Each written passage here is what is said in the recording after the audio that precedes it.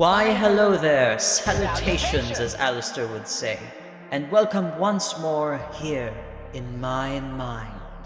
The first 4 episodes of the greatly anticipated Hazbin Hotel have just appeared about last week or so, and oh yes indeedy, after about 4 years, it's finally here. Now, after having watched the first 4 and before the last 4 of the season air, I would like to share the things I noticed and speculations I have from the first 4 episodes. What is the real dynamic between the V's? How did Carmilla Carmine kill the angel? And did Adam eat the apple? Among other things, of course. Firstly, the dynamic of the V's has been changed.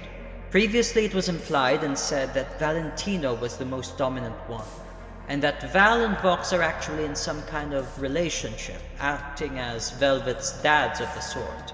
And Velvet was implied to be more of a bratty, childish kind of teenage girl, rather than the fashionista, more matured but cocky woman we've come to see.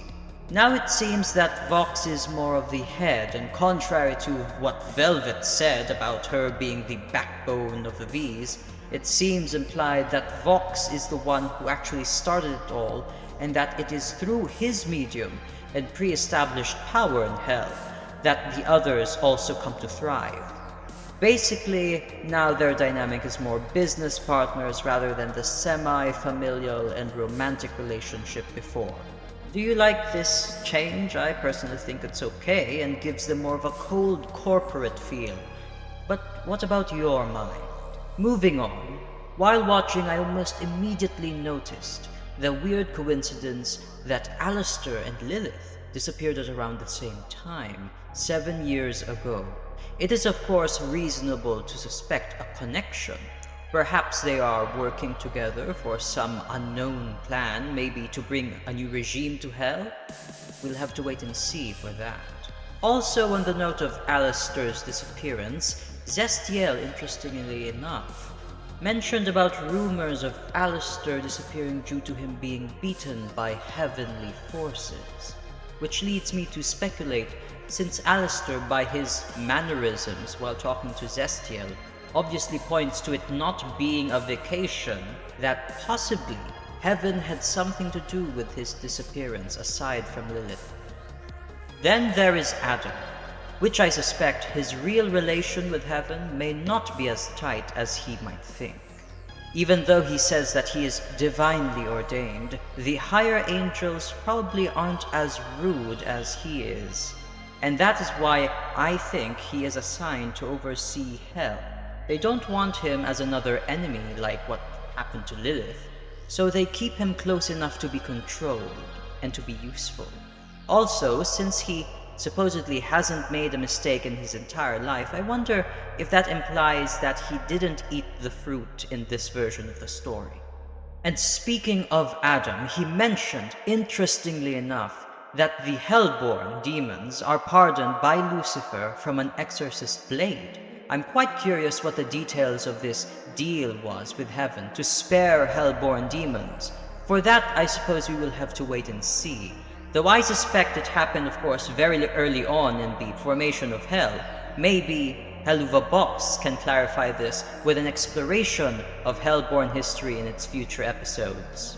Another interesting thing is that Rosie and the cannibals might actually be immune to the extermination, since, as Lut said, Hellborn are pardoned by Lucifer from exorcist blades, and the cannibals of the cannibal colony apparently are native species to Hell.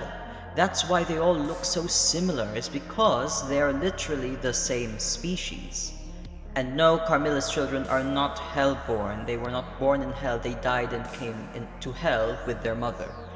But yes, unless this becomes some sort of a plot hole, I'm not sure how Rosie's people are going to support fighting against Heaven exactly, since they are not supposed to be the primary or target at all by the exorcists. Well, I suppose we will see when the rest of the episodes drop how they will write that in.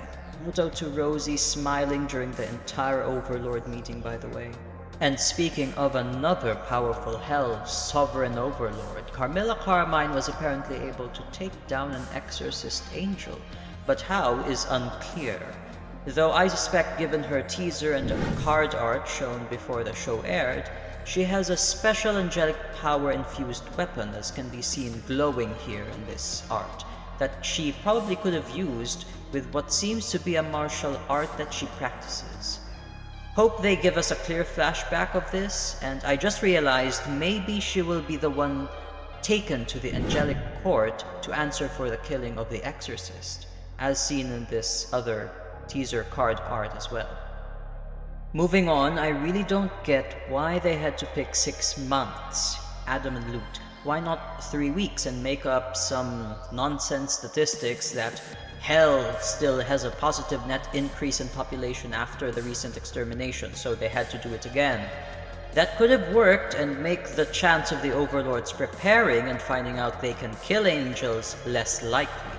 So I'm expecting that they needed 6 months to prepare some grander army and legions of more powerful angels and have a very particular plan in mind prepared. But yeah, unless this is the reason, I think 6 months is just some arbitrary writing and stupid, and also counterintuitive actually to the point of the overlords not catching on. Speaking of grand battles, remember when Vaggie confiscated the Carmine weapons Pensius fought? I wonder if that's some kind of Chekhov's gun kind of thing that they will use later against other demons or even possibly angels when the angels finally attack. And speaking of battles, how exactly did Alistair almost beat Vox in their confrontation about 7 years ago? I hope some light will be shed on that. Was it like a battle of industry or a literal battle that they were facing each other? We shall hope to see, I guess.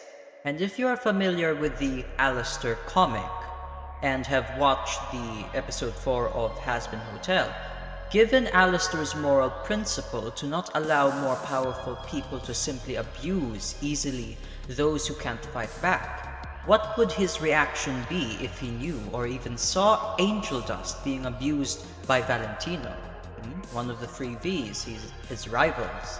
As shown in the comics, his comics, he destroyed a cannibal butcher that took advantage of a demon who was powerless against him. So would he do the same for angel dust against Val? Very interesting questions. So those are the things I noticed and speculate on from having watched the first 4 episodes of Hazbin Hotel. What about your minds? What have you noticed that I probably have not? Please feel free to share down below. You're always welcome here in my mind.